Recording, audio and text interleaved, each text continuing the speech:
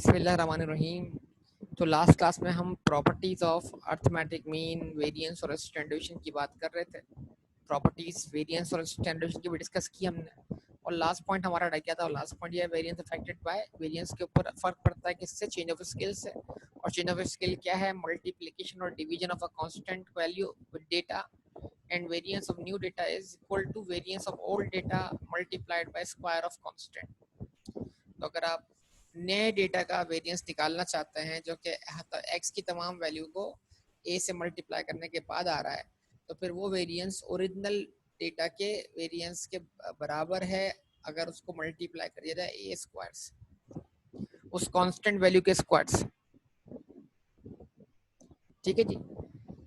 और standard deviation का case क्या बनेगा कि स्टैंडर्ड डेविएशन को आप मल्टीप्लाई करते हैं उस कांस्टेंट क्वांटिटी से बस खाली। तो ये सारी बातें आपको मैंने प्रूफ तो पहले करवा दी ना बेटा।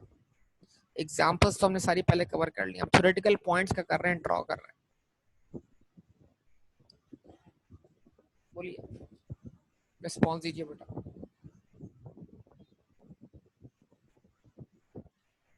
ऐसे ही चलें, तो इसको आगे लेके चलते हैं बात को मजीद।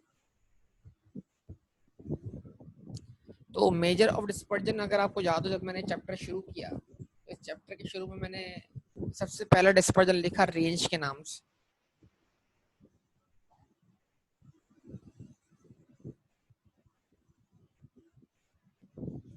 ठीक है जी। रेंज एक मेजर डिस्पर्जन है जो क्या शो करता है? ओवरऑल आपका डेटा कितना फैला हुआ है, from lowest value to highest value data का फैलाव कितना है। From lowest value to highest value, एक वैल्यू से लेकर दूसरी वैल्यू के दरमियान फासला कितना है, कितनी पॉसिबल वैल्यूज आपकी रेंज में एग्जिस्ट करती है। जितनी रेंज ज्यादा होगी उतनी डेटा की विड्थ ज्यादा होगी, जितनी रेंज कम होगी उतनी डेटा की विड्थ क्या होगी? कम होगी। समझ रहे हैं बेटा बात को?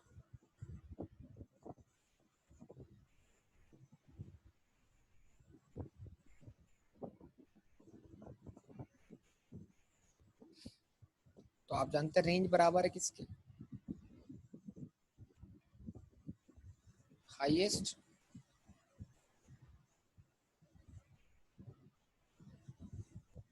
Observation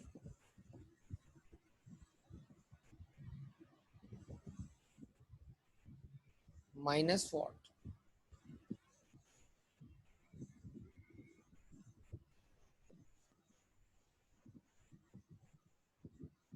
lowest observation.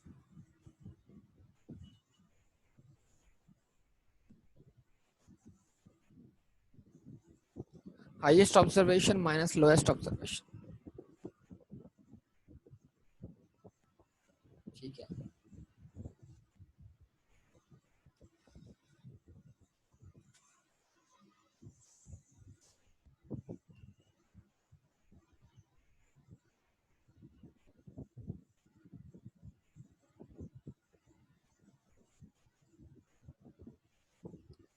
एग्जाम्पल लेते हैं दो डेटा को ऑब्जर्व करके।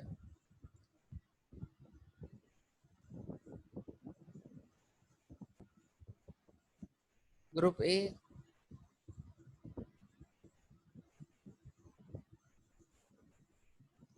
Group B.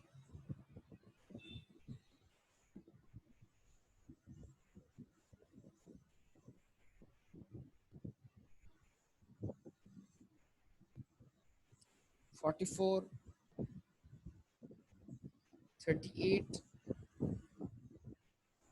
60, 52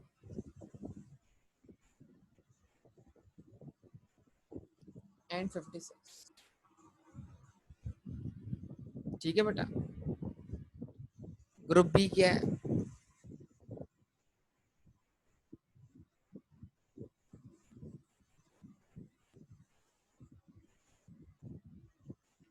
52, 48, 49, 51 एंड 50। ठीक है जी। आप बताइए दोनों की रेंज क्या है। रेंज के लिहाज से कौन से डेटा का डिस्पर्जन सबसे कम है और रेंज के लिहाज से कौन से डेटा का डिस्पर्जन सबसे ज्यादा है। रेंज निकाल दीजिए दोनों दोनों केसेस के अंदर।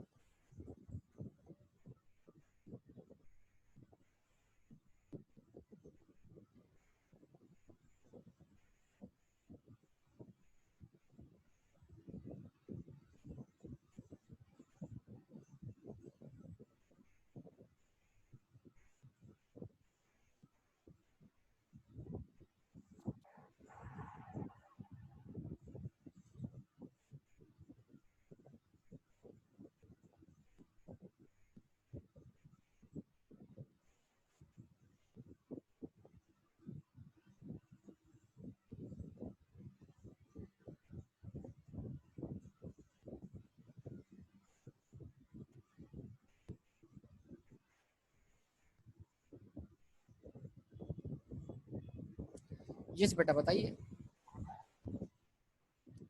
क्या रेंज आती है।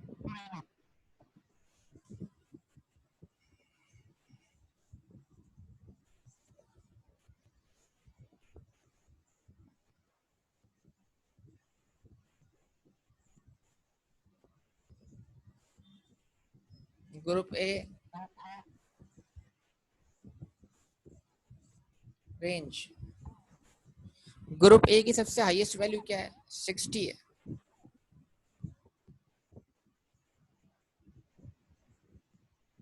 सबसे लोएस्ट वैल्यू क्या है 38 है।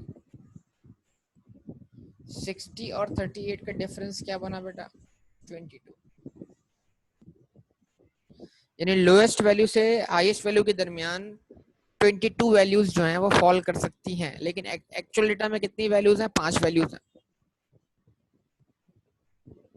लोएस्ट वैल्यू से लेकर हाईएस्ट वैल्यू के दरमियान 22 वैल्यू फॉल कर सकती है, मतलब रेंज ज्यादा है और एक्चुअल वैल्यूज क्या है कम है, तो डिस्पर्जन ज्यादा है। मतलब जब मीन निकलेगा तो मीन जो होगा वो अपने ओरिजिनल डेटा से बहुत ज्यादा डेविएट करेगा। यस और नो, यही मतलब होना इस बात का कि मीन के पास आने के लिए रेंज क्या हो गई ज्यादा हो गई। अगर आप ग्रुप बी की बात कर लें,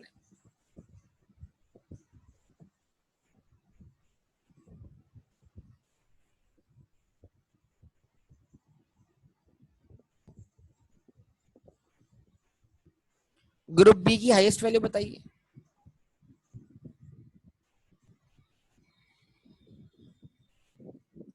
40, highest value 52, lowest value 48। Answer क्या है 4। लोएस्ट वैल्यू और हाईएस्ट वैल्यू के दरमियान 4 वैल्यूज एग्जिस्ट करती हैं। जैसे इसका मतलब क्या हुआ, एक्चुअल डेटा में भी एक वैल्यू को छोड़कर 4 वैल्यू एग्जिस्ट करती हैं। सोचिए खुद जरा देखें आप, 52 में से 48 को माइनस कर रहे हैं तो बाकी कितनी कितनी ऑब्जर्वेशन बची, 4 ही बची ना आपके पास। मतलब जो एक्चुअल डेटा है वही आपकी रेंज है। एक्चुअल डेटा के अंदर भी लोएस्ट ऑब्जर्वेशन को छोड़कर बाकी कितनी ऑब्जर्वेशन है 4 ही है।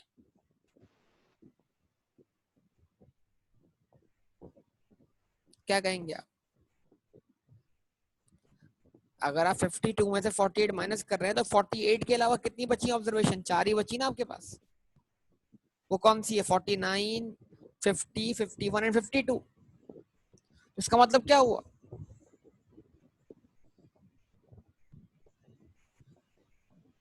जो आपका सेकंड ग्रुप हुआ उसकी रेंज बराबर है तकरीबन नंबर ऑफ ऑब्जर्वेशंस के हिसाब से। अगर आप 52 में से 48 माइनस कर देते हैं तो 48 के अलावा आपके पास 4 ऑब्जर्वेशन बच, 4 मतलब रेंज 4 जा रही है और आपके पास 48 के अलावा भी 4 ही ऑब्जर्वेशन। तो इसका मतलब क्या हुआ, मीन बनने के लिए अब दरमियान में कोई ऑब्जर्वेशन मिसिंग नहीं है सिवाय कंटिन्यूअस वैल्यू के। बस डिस्क्रीट वैल्यूज है, एक वैल्यू से दूसरे वैल्यू का डिफरेंस जो है वो क्या है डिस्क्रीट वे में जा रहा है, तो बस मीन बनने के लिए कोई और वैल्यू नहीं आ सकती, कोई और डिस्क्रीट वैल्यू आ ही नहीं सकती। हाँ, कंटिन्यूस आ सकती है बस, लेकिन क्योंकि डेटा ऑड है, अगर मैं इसका मीन निकालूंगा तो मीन बिल्कुल इसकी मिडिल वैल्यू आएगी जो इसके मीडियन के बराबर होगी।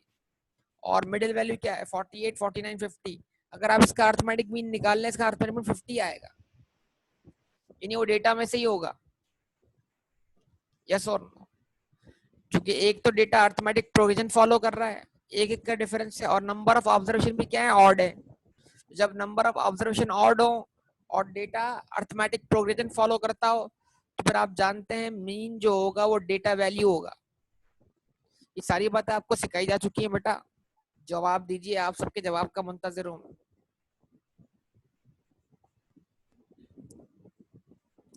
ऐसा ही है ना बेटा?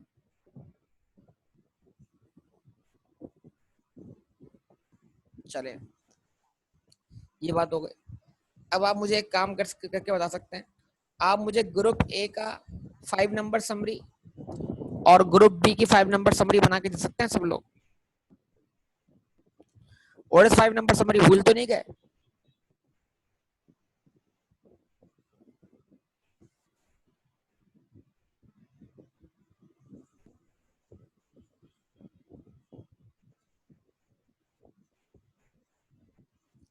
भूले तो नहीं है ना? चलिए, मैं आपको 10 मिनट देता हूँ, आप दोनों की 5 नंबर समरी बना के दिखा दीजिए मुझे।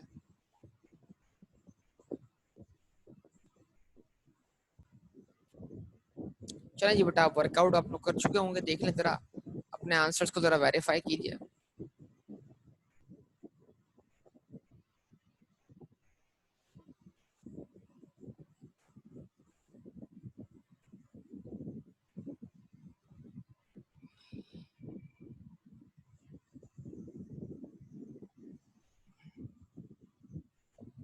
अगर हम ग्रुप ए की बात करते हैं, सबसे पहले तो सबसे पहला काम क्या है? ग्रुप ए को आपने असेंडिंग ऑर्डर में लाना है। Arrange data in ascending order. तो असेंडिंग ऑर्डर में ग्रुप ए क्या है? सबसे लोएस्ट वैल्यू 38 है।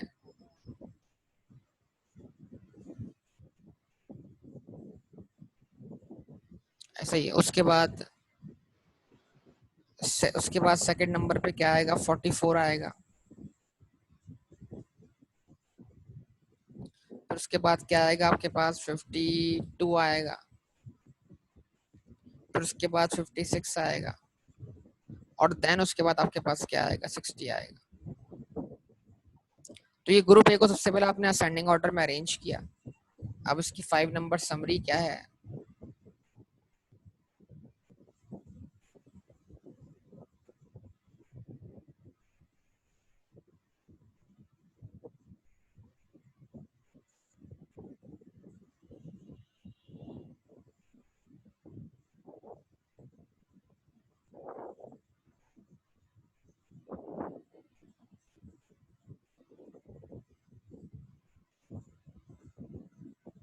Lowest value.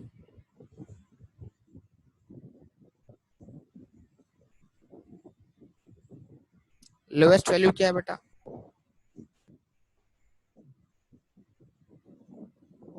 38।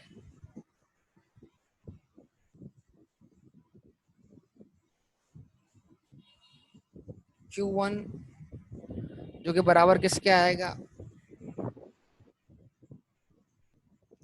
1 multiplied by number of observation कितनी है आपके पास? 5 है। 5 + 1 डिवाइडेड बाय 4। तो आंसर मिलेगा आपको 1.5 वैल्यू। और 1.5 वैल्यू जो है वो 38 और 48 के दरमियान है। या तो आप उस फार्मूले से वर्कआउट कर लें। तो 38 + 44 डिवाइडेड बाय 2। 38 फर्स्ट वैल्यू है और 44 सेकंड वैल्यू है। 38 + 44। अगर 0.5 ना होता तो मैं इस तरह इन दोनों का एवरेज ना वर्कआउट करता, और फिर मैं वही वाला फार्मूला इस्तेमाल करता जिसमें मैं एक वैल्यू से दूसरी वैल्यू तक पहुंचता हूँ। 38 + 44 डिवाइडेड बाय 2। क्या आंसर आ गया हमारे पास, बताइए, रिस्पॉन्स दीजिए। 38 प्लस 44 डिवाइडेड बाई 2 बेटा, 41 आंसर आया ना इसका।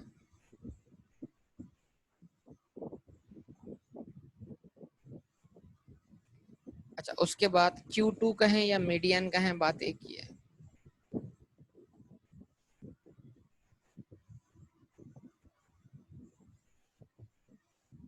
Two into 5 plus 1 divided by 4, 5 plus 1 6, 6 into 2 into 2 12, और 12 डिवाइडेड बाय 4, आंसर क्या होगा, थर्ड वैल्यू।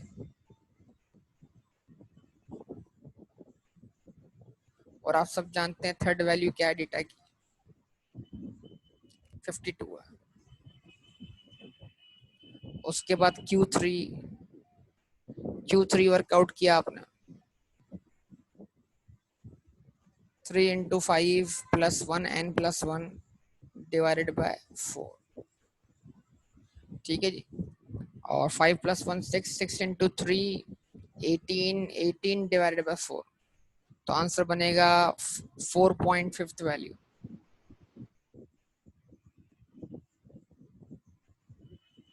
और आप सब जानते हैं 4.5 वैल्यू जो है वो चौथी और पांचवी वैल्यू के दरमियान है, और चौथी और पांचवी वैल्यू आपके पास क्या है, 56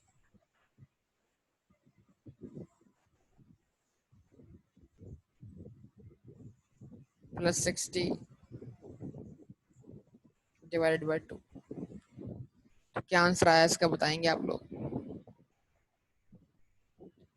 58 है आंसर इसका। ओके, उसके बाद हाईएस्ट वैल्यू तो आप जानते हैं पहले ही,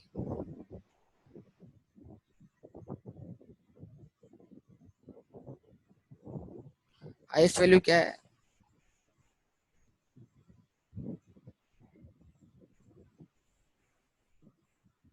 60, ठीक है ना बेटा। ये आपके सामने डेटा आ गया, इसकी 5 नंबर समरी बन गए, ठीक है। मकसद मेरा क्या है, जो मकसद मैं आगे चीज पढ़ाने जा रहा हूँ उसके लिए मैं दोबारा आपको ये रिकॉल भी करवा रहा हूँ। और आप जानते हैं कि रिवीजन बहुत ज्यादा है इसके अंदर। आप अगला चैप्टर पढ़ने के लिए आपको पिछला चैप्टर आना चाहिए, ठीक है। इस तरीके से ग्रुप बी की 5 नंबर समरी चाहिए।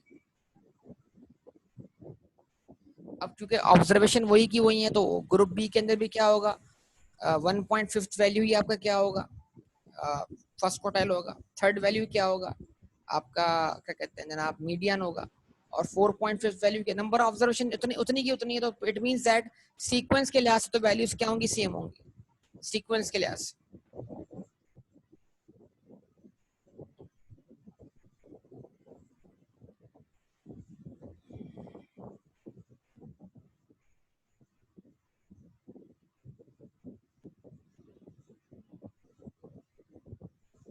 लोएस्ट वैल्यू ग्रुप बी को जरा अरेंज करते हैं असेंडिंग ऑर्डर में। 48, 49, 50, 51 एंड व्हाट 52। लोएस्ट वैल्यू 48 है। Q1 जो है वो 48.5 आ रहा था। यस और नो बताइए, क्या Q1 48.5 आया,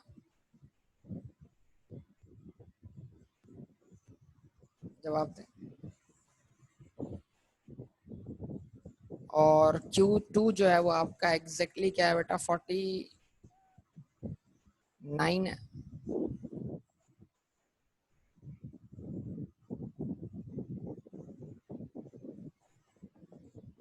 उसके बाद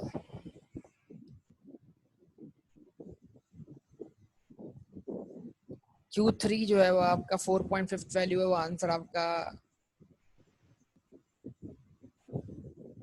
51.5 होगा।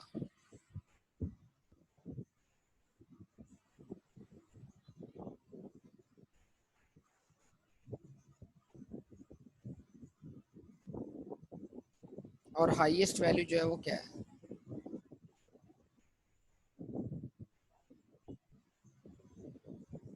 52 है। यस और नो बताइए आप सब लोग।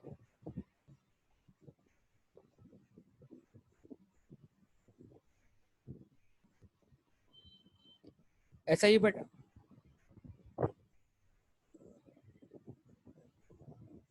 ठीक है ना। अच्छा अब मेनली सीखना क्या है इससे, डिस्पर्जन समझना है इन डिटेल।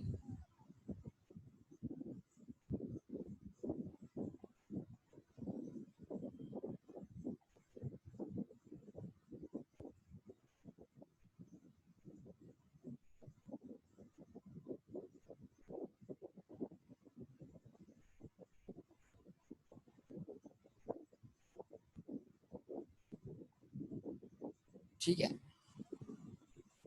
अब ये 5 नंबर समरी आपके सामने मौजूद है बेटा। इसका बना रहा हूं मैं विस्कर बॉक्स।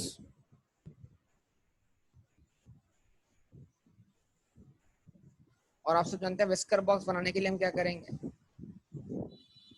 एक स्केल बनाएंगे जिसमें हम लोएस्ट वैल्यू से लेकर हाईएस्ट वैल्यू तक का डिस्टेंस कवर कर रहे हो।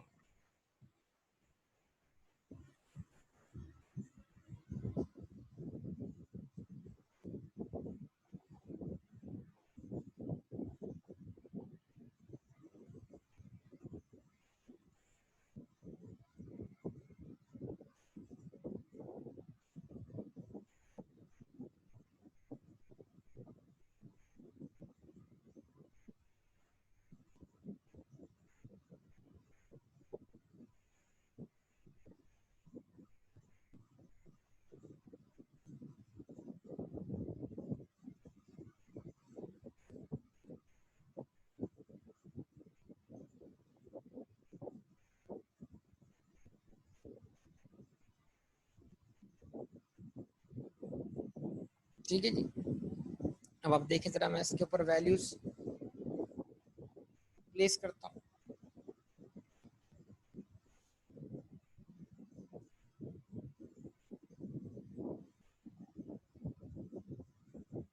Thirty eight, 40, 42, 44, 46, 48, 50, 52, 54, 56, 58 and 60। तो ये लोएस्ट से लेकर हाईएस्ट का फासला क्या हुआ, कवर हो गया। अब क्या कर देना है, मार्क कर देना है आपने क्या, लोएस्ट वैल्यू को मार्क कर देना है।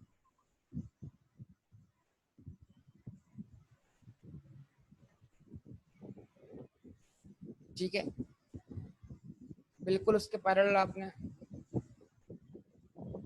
हाईएस्ट वैल्यू को मार्क कर देना है। अच्छा जी, अब उसके बाद आपने मार्क कर देना है किसको, फर्स्ट क्वार्टाइल को। फिर आपने मार्क मार्क मार्क कर देना है किस चीज को,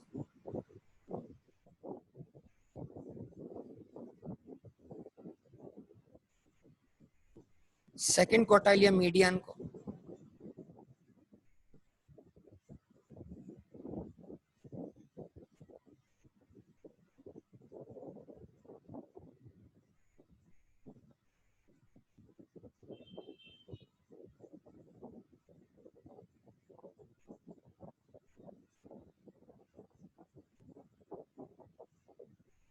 उसके बाद आपने मार्क कर देना है किसको, थर्ड क्वार्टाइल को।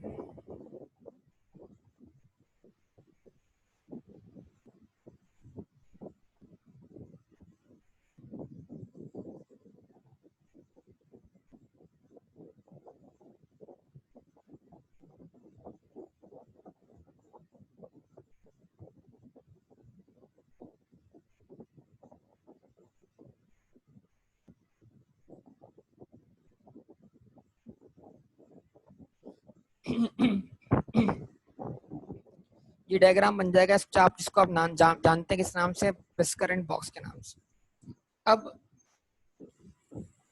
देखिएगा मैं कुछ डिस्कशन करने जा रहा हूँ अब आपसे। सबसे पहले आपने रेंज निकाली,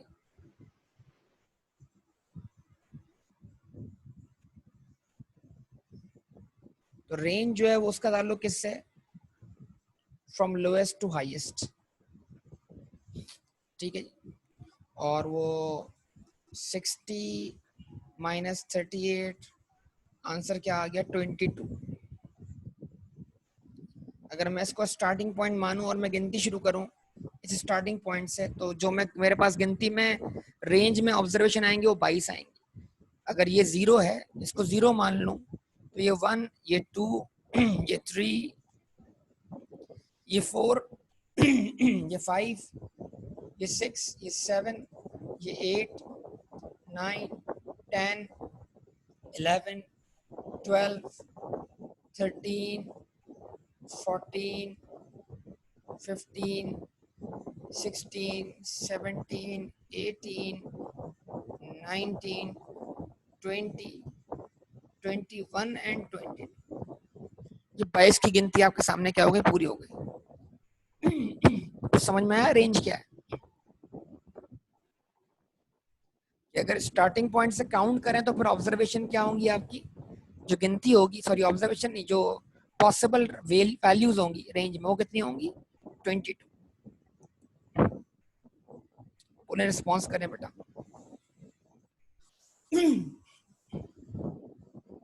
यस और नो बताइए। अच्छा जी ओके। अब एक और चीज है, वो है इंटर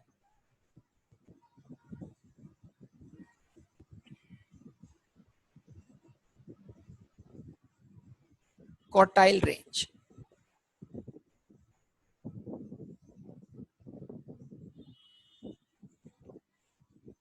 इंटर क्वार्टाइल रेंज क्या है, represents middle 50% of data।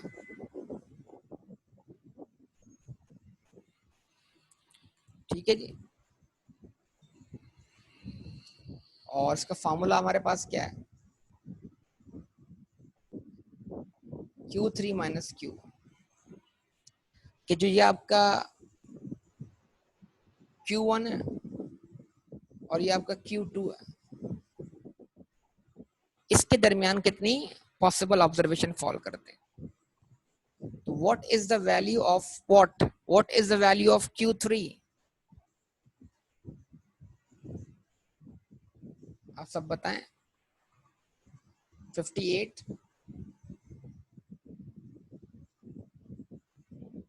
Minus 41, क्या आंसर आता है। तो इंटर क्वार्टाइल रेंज मतलब इस लिमिट से इस लिमिट तक का फासला। जवाब दे बेटा। 58 माइनस 41, क्या आंसर बना 17।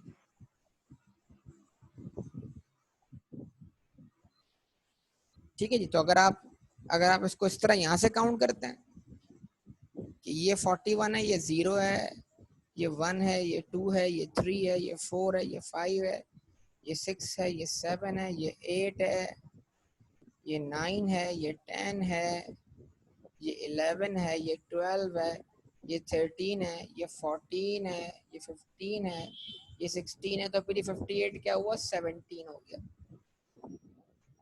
कुछ बात समझ में आ रही है बेटा। This is called what, middle 50%।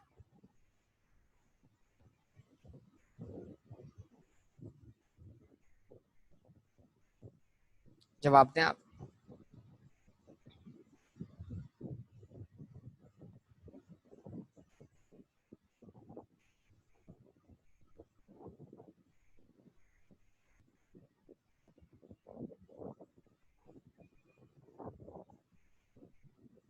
कि वो 17 का मायना क्या निकल रहा है, वो मायना आपके सामने है ये रहा। अगर 41 को मैं स्टार्टिंग पॉइंट मानूं और फिर first value 42, third value 43, fourth value, second value 43, third value 44, so on करते करते मैं कहां पहुंचा 17th वैल्यू तक।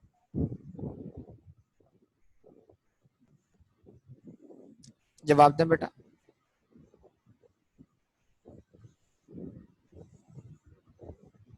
सही है। उसके बाद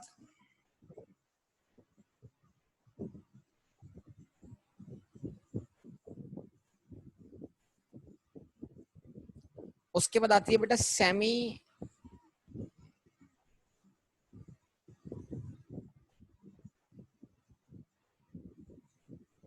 इंटरक्वार्टाइल रेंज।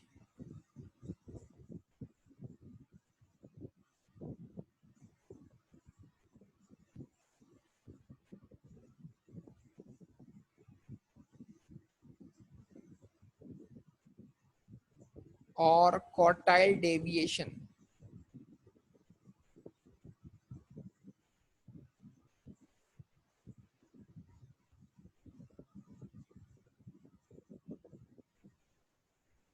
तो वो निकालने का फॉर्मूला क्या है बेटा, Q3 माइनस Q1, जो कि इंटर क्वार्टाइल रेंज था उसको सेमी कर देना है, मतलब उसका हाफ कर देना है, उसको डिवाइड बाय 2 कर देना है। Q3 minus Q1 divided by 2, Q3 minus Q1 divided by 2, जवाब दे। अब इसको वर्कआउट करके देख लें। What is Q3? Q3 क्या था, 58 माइनस 41 डिवाइडेड बाय 2,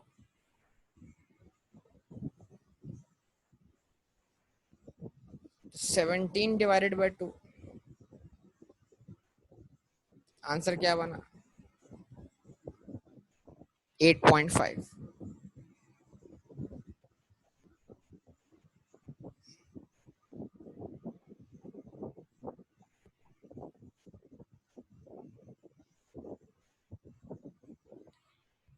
ठीक है जी। और आप सब जानते हैं इधर अगर आप गौर करें तो 8.5 यहाँ आना चाहिए, इधर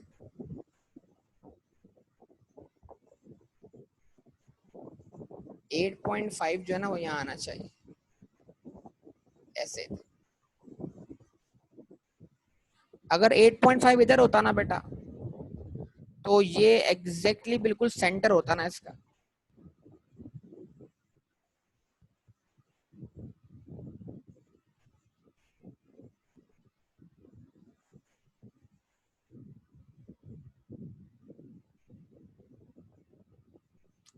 तो इसका मतलब क्या हुआ, आपका Q3 जो जो आपका Q2 है वो बिल्कुल Q1 और Q3 के बीच में नहीं है, डेविएशन ज्यादा है। आप समझ पा रहे हैं बात को या नहीं?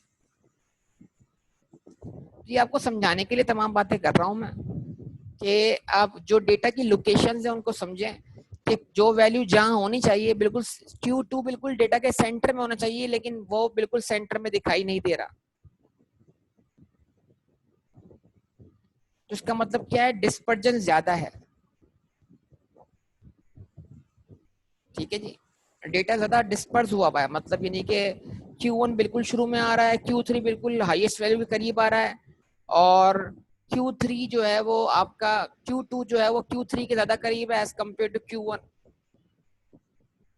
तो जो आपका इनिशियल 50% डेटा है उसकी रेंज ज्यादा है, और जो आपका लोअर 50% डेटा है, यानी अगर मैं डेटा को काउंट करूं फ्रॉम लोएस्ट टू Q2 तो ये रेंज ज्यादा बनेगी, और अगर मैं वैल्यूज काउंट करूं Q2 से हाईएस्ट वैल्यू तो ये रेंज कम बन रही है, बिल्कुल बराबर बराबर नहीं बन रही। ये सब चीजें डिस्पर्जन को ही शो करती हैं बेटा, ये सारी डेटा की डिस्ट्रीब्यूशंस कहलाती हैं। ठीक है जी। उसके बाद इसमें एक चीज और है, वो क्या है, CQD। CQD क्या है, कोएफिशिएंट ऑफ क्वार्टाइल डेविएशन। तो कोएफिशिएंट ऑफ क्वार्टाइल डेविएशन कैसे निकलेगा बेटा, Q3 minus Q1 divided by Q3 plus Q1। ठीक है, Q3 क्या है आपके पास, 58 minus 41 divided by 58 plus 41। 58 minus 41 क्या आंसर आया था, 17। इसको डिवाइड करें 58 प्लस 41 से,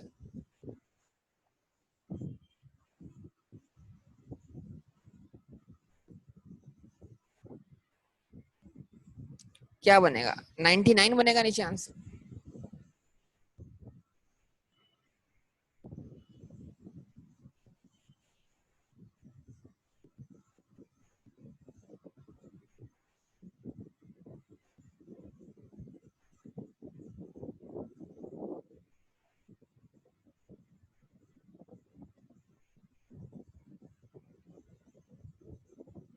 और 17.17%। तो जो मिडिल 50% ऑफ डेटा है वो Q3 और Q1 के सम से, Q3 प्लस Q1, ठीक है जी।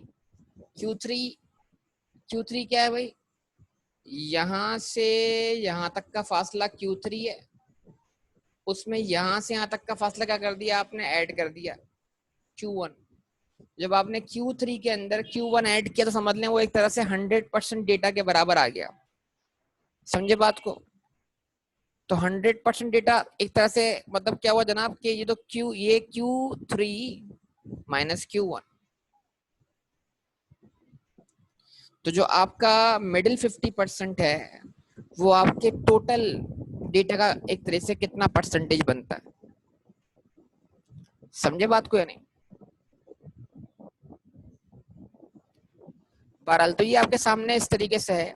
अब आप चाहें तो ग्रुप बी का भी इस तरह निकाल सकते हैं, इंटरकोटाइल रेंज, उसके बाद सेमी इंटरकोटाइल रेंज, उसके बाद इसी को हम अच्छा सेमी इंटरकोटाइल रेंज को हम कोटाइल डेविएशन बोलते हैं, और उसके बाद कोएफिशिएंट ऑफ कोटाइल डेविएशन भी आप वर्कआउट कर सकते हैं।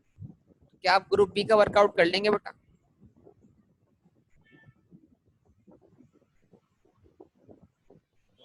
जवाब दे सब लोग बेटा।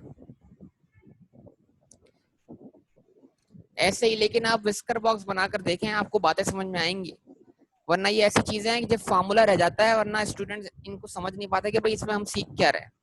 तो उम्मीद है विस्कर बॉक्स बनाकर आपको आइडिया होगा जनाब कि हम क्या वर्कआउट कर रहे हैं। असल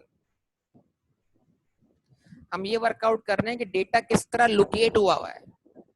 ये स्केल है ना, ये असल में चेंज ऑफ स्केल और चेंज ऑफ ओरिजिन का मामला भी इधर ही है ना।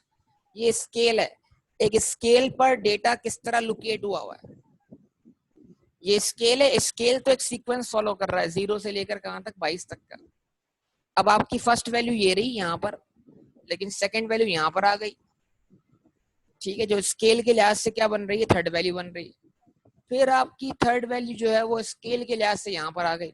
तो एक स्केल है आपका रेंज का, उस रेंज के स्केल पर आपकी वैल्यूज किस तरह एग्जिस्ट करती हैं, इस चीज को हम जानते हैं थ्रू विस्कर बॉक्स। और उस विस्कर बॉक्स को देखकर हमें डेटा के डिस्पर्जन के बारे में समझ लग जाती है कि डेटा किस तरह बिखरा हुआ है, एक वैल्यू कहाँ है और दूसरी वैल्यू कहाँ है।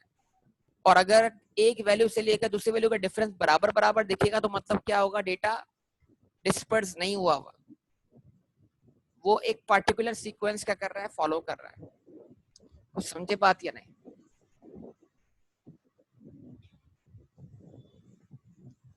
बना दूं मैं उसको अगली बात को भी, या आप लोग बना लेंगे?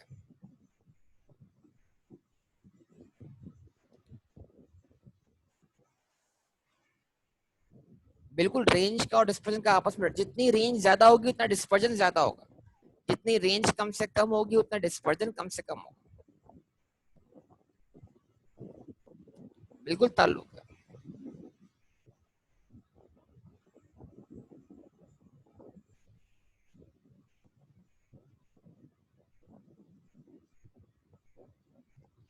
तो अब इससे पहले आपने जितने भी अनग्रुप डेटा के क्वेश्चंस किए थे इसमें, एमडी मीन और एमडी मीडियन के लिए, उसका आप क्या करें, इस तरह ही रेंज, इंटरकोटाइल रेंज, सेमी इंटरकोटाइल रेंज और सीक्यूडी कोएफिशिएंट ऑफ कोटाइल डेविएशन ये वर्कआउट कर लें। ये आपका होमवर्क भी है, और ग्रुप बी का भी वर्कआउट कर लेंगे, सही है बेटा।